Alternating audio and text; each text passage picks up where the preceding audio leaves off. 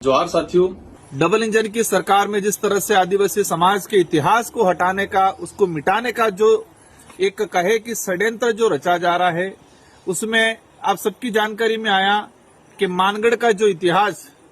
सभी की जानकारी में है कि यहाँ पर हजारों आदिवासी महापुरुषों ने शहादत दिया था। गोविंद गुरु महाराज के नेतृत्व में आंदोलन हुआ था और एक बहुत बड़ा नरसंहार हुआ था, जो चौथी क्लास की अंग्रेजी की किताब में आने वाली पीढ़ियों को, उन शौर्य गाथाओं को, उस समय जो वेट वगैरह, उस समय जो अत्याचार शोषण हो रहा था, उसके बारे में आने वाली पीढ़ियों को पढ़ाने का जो कार्य किया जा रहा था। लेकिन वर्तमान भाजपा सरकार ने इसको हटाने का प्रयास किया गया है। इससे पहले भी रास्तापाल कांड 1947 में जो घटित हुआ था, कालीबाई कलासुआ जिन्होंने शिक्षा के लिए मतलब अपने गुरु की जान बचाने के लिए अपना प्राण न्यौछावर किया था, जो रास्तापाल हत्याकांड नानाभाई सेंगाबाई रोत और कालीबाई कलासुआ, उनका जो इतिहास था उसको हटाने का उन्होंने घिनौना कृत्य किया और इसी क्रम में ये मानगढ़ का इतिहास हटाया गया है। इसके अलावा आर्यू के द्वारा जो राजनीतिक विज्ञान का जो पाठ्यक्रम था, उसमें ज्योतिबा फुले, सावित्रीबाई फुले का इतिहास भी हटाना का जो उन्होंने कृत्य किया है। मतलब देखा गया है कि पिछले 8-10 सालों के अंदर एनसीईआरटी हो या सीबीएसई हो या राजस्थान स्टेट सेंट्रल गवर्नमेंट की जितने जो पाठ्यक्रम है, जो आने वाली पीढ़ी को बढ़ाने का जो कार्य कर रहा है, उन सारे पाठ्यक्रमों से आदिवासी दलित पिछड़ों के जो महापुरुष रहे हैं, और कहा जाए कि देश को आजाद कराने में जिन लोगों की मुख्य भूमिका रही है, जिन्होंने सबसे ज्यादा शहादत दी है, इन शहादत महापुरुषों, उन इतिहास को हटाने का प्रयास किया जा रहा है। मैं एक ही चीज कहना चाहूंगा कि आप पन्नों से हटा सकते हो, कागजों से हटा सकते हो, लेकिन आदिवासी समाज, दलित पिछड़ों के समाज और इस देश के आजाद कराने में महत्वपूर्ण भूमिका निभाने वाले प्रत्येक समाज के वर्ग के, उनके दिलों में बसा हुआ इतिहास को आप नहीं हटा सकते। जवाब में दे रहे हैं हमारे राजस्थान के शिक्षा मंत्री जी, और कुछ नेता कह रहे हैं कि 5वीं क्लास में है, मतलब आपके जो हिंदी का पर्यावरण का जो सब्जेक्ट है उसमें आपने डाल दिया।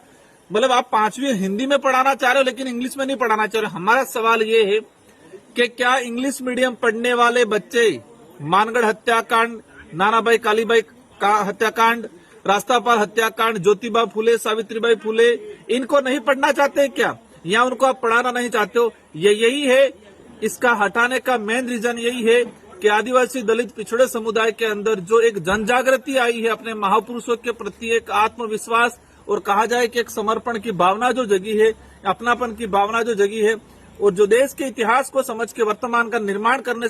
के लिए एक क्रांति के रूप में आगाज हुआ है इस क्षेत्र के, उसी से बौखलाहट होकर वर्तमान सरकारें इन इतिहास को हटाना चाहती है, ताकि इनको लगे कि आदिवासी समाज बिखरा हुआ रहे। मानगढ़ वो स्थल है जहां पर हजारों आदिवासियों का खून पसीना बहा है, लूलुहान स्थल है वो, और ये 4 राज्यों के आदिवासियों को जोड़ता है, मध्य प्रदेश, महाराष्ट्र, गुजरात और राजस्थान और केंद्र शासित प्रदेश दमन दीव। ये 4 राज्य और एक केंद्र शासित प्रदेश को जोड़ने वाला सेंटर पॉइंट है, एक आस्था का केंद्र है। इनका यही है कि जो बिल प्रदेश की जो डिमांड थी, वो मानगढ़ हत्याकांड का जब पढ़ेंगे तो स्वाभाविक एक अलग बिल राज कायम करने की जो डिमांड थी, उस डिमांड की ओर अग्रसर करती है ये जो हत्याकांड। तो शायद उनको लगता है कि